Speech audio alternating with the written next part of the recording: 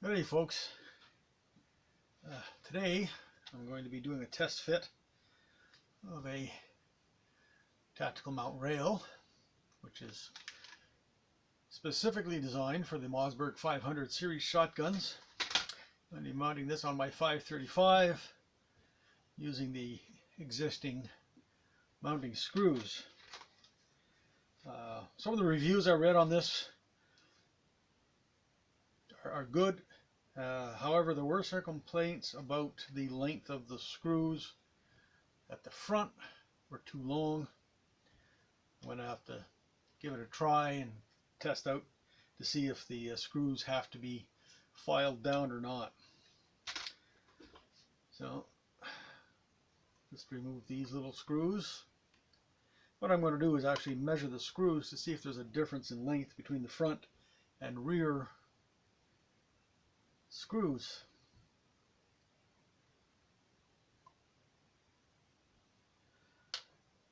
I'll put the front ones in one location.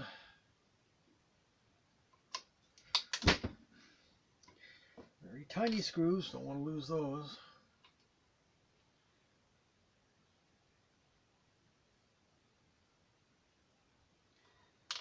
The rear screws, and just visually I can see a difference.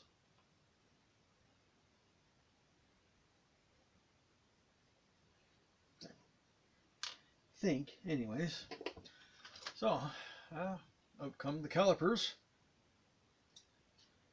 zeroed. They're very tiny.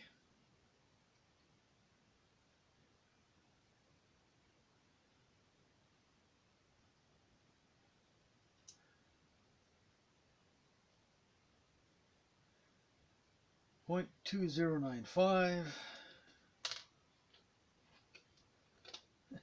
So I just didn't grab the same one again.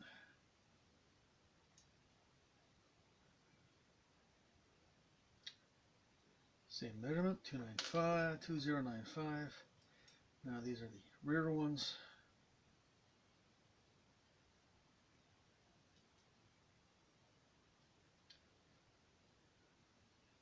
.2085.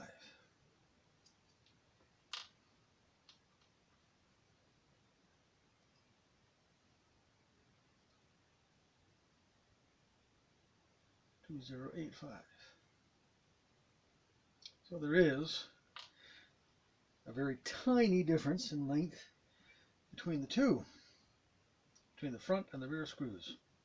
Now let's have a look at what comes in the package.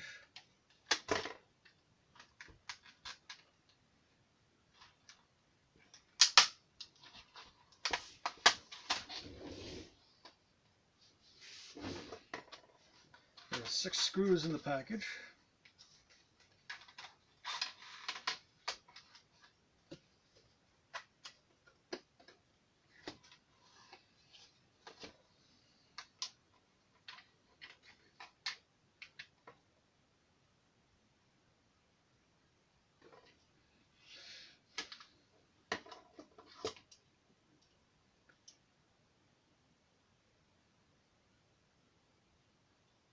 .3370.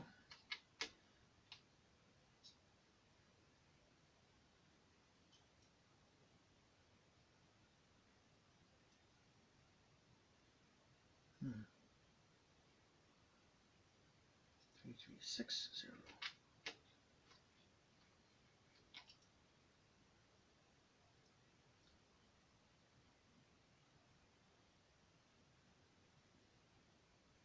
.3380.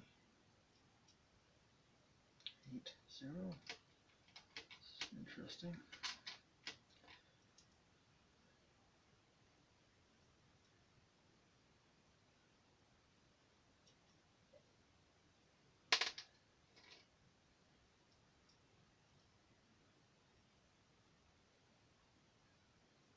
.3350.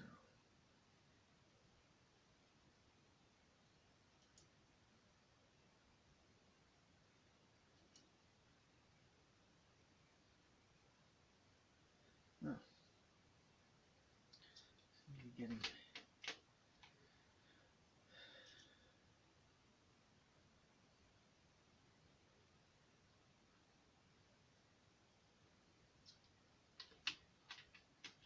different measurements on all of these screws. They don't seem to be very accurate.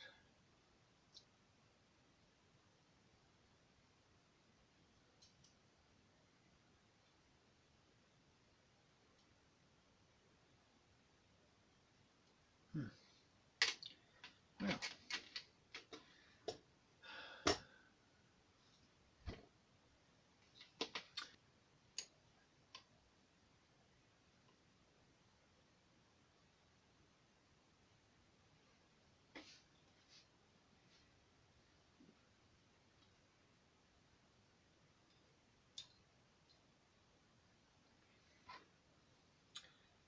and of course it comes with the Allen key. I'm not putting any Loctite on this right now because I'm test fitting. I have to verify that the screws are not going to be loose or protrude on the inside.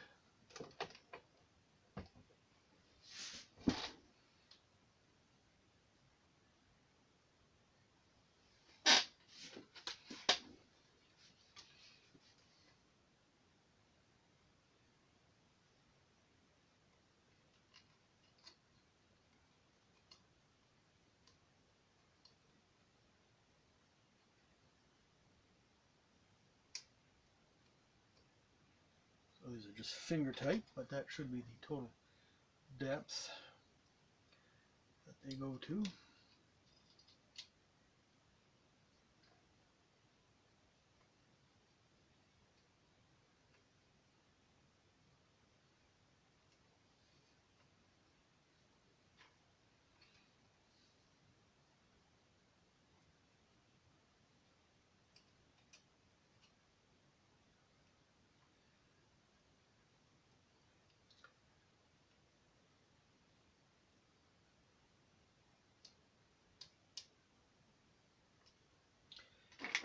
So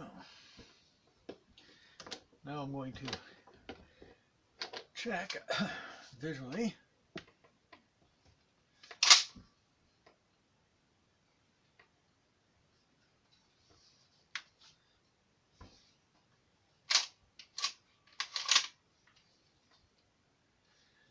I'm going to need a flashlight for that. So right here you can see the forward screws for the scope mounts. You can clearly see that they don't come anywhere near protruding into the chamber. The other ones I have to move the action forward. It's a little more trickier to see, but you can clearly see that there's plenty of room there beyond the end of those screws.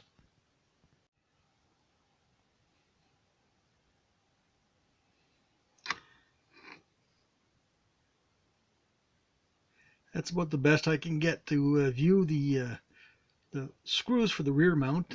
But, in with the screws in completely, sorry, there's room there. You can't see the end of the screw. So I'm going to install the rail, and I'm not going to pick and choose the length of the screws that I'm going to use. I'm just going to put them in and we'll have another look. So now I'm just going to remove the original screws. Of course, these are precious. You don't want to lose those.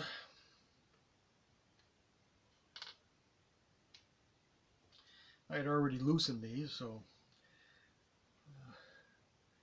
there didn't seem to be any tight lock on them.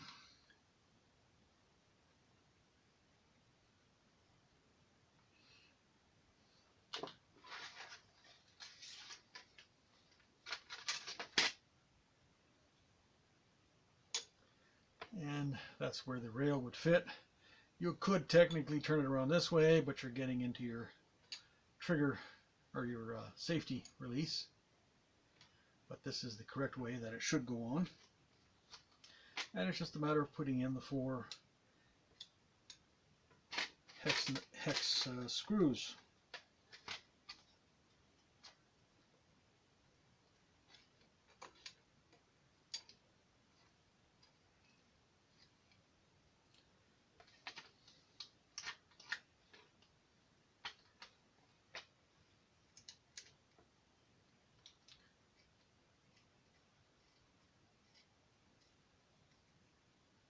And I'm just putting them on finger tight for now.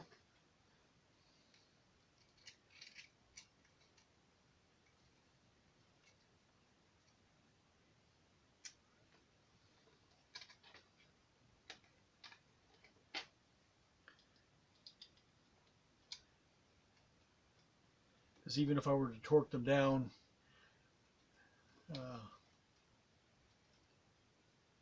the actual distance they would penetrate into the rifle position, or the into the chamber, sorry, would be insignificant. So that's the mount there. It's on, and of course the red dot can be placed on there at whatever distance, and it holds on.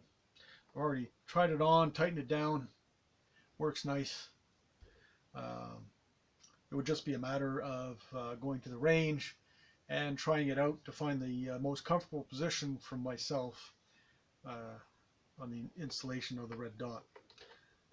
So I'm not actually going to install it.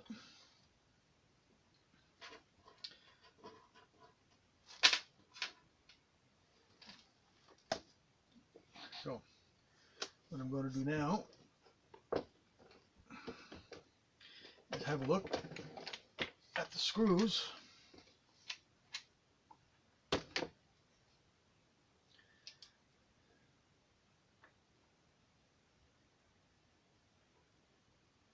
Now, I'm looking into the rear chamber, and I cannot even see the tops of the screws.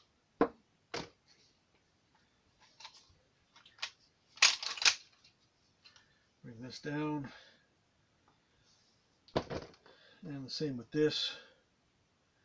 I mean, there's almost probably more than 1/8 of an inch or more clearance between the bottom of the screw and the chamber. So as far as I'm concerned, it's a non-issue. But I will show you. I'll bring the camera over and show you. So there's the 2 mounting screws, the holes for the mounting screws that come into the chamber, and as you can see, they're well clear of the chamber. So there's no problem with no issue with these screws interfering with the breech at all.